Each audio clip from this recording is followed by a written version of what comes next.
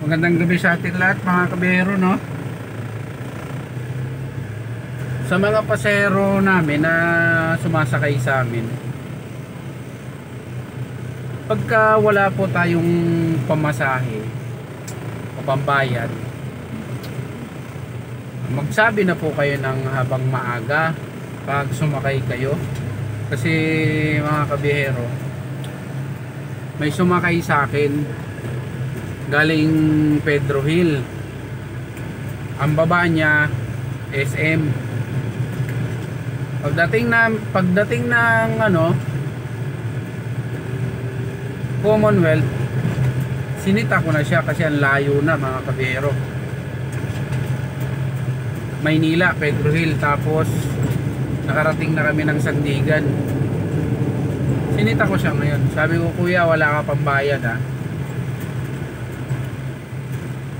Hindi, hinayaan ko ulit. Pero nakita niya na sinita ko na siya. Hindi lang siya umimik. Pagdating ng SM, bababa na siya. Sinita ko ulit siya. Yung pala, wala siyang pamasahe mga kabiyero. Ang pinakita niya sa akin, ang inaabot niya sa akin is 30 pesos.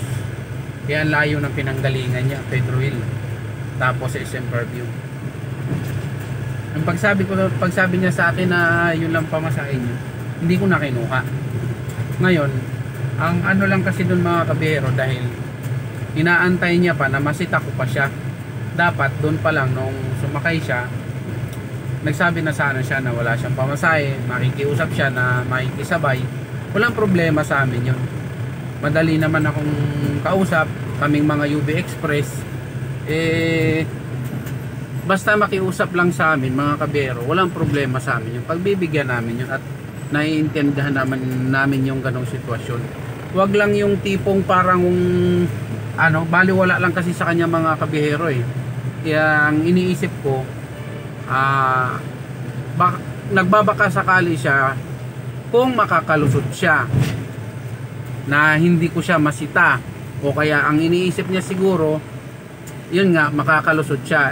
Ang kaso mga kabiyero, tanda ko yung mga sumasakay sa akin at saka yung mga nagbabayad, kasi 10 lang yan mga kabiyero, tapos hindi mo pa matatandaan kung ilan yung nagbayad. Kaya kung ang namin dito mga kabiyero, kung wala kayong pangbayad, makiusap kayo. Hindi yung ang layo ng ilang kilometro na yung narating natin, Maynila to Quezon City. Kung hindi ka pa sinita, hindi ka pa na yun lang pala ang pamasahe mo. Dapat mga kabero, magsabi lang, madali lang naman kaming kausap.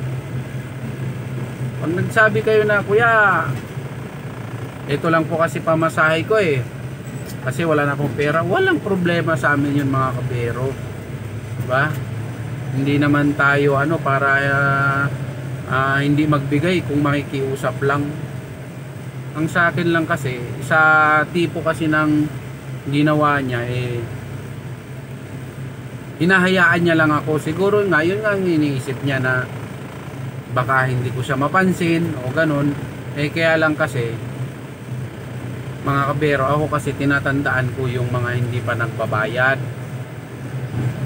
Kaya yun lang ang payo ko sa mga nauubusan ng pamasahe o kaya kulang ng pamasahe. Walang problema, basta makiusap lang, pagbibigyan namin kayo.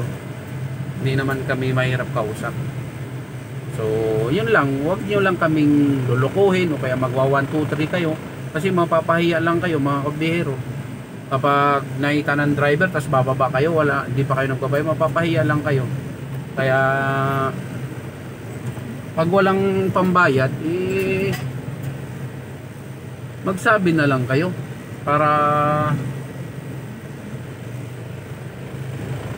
walang problema.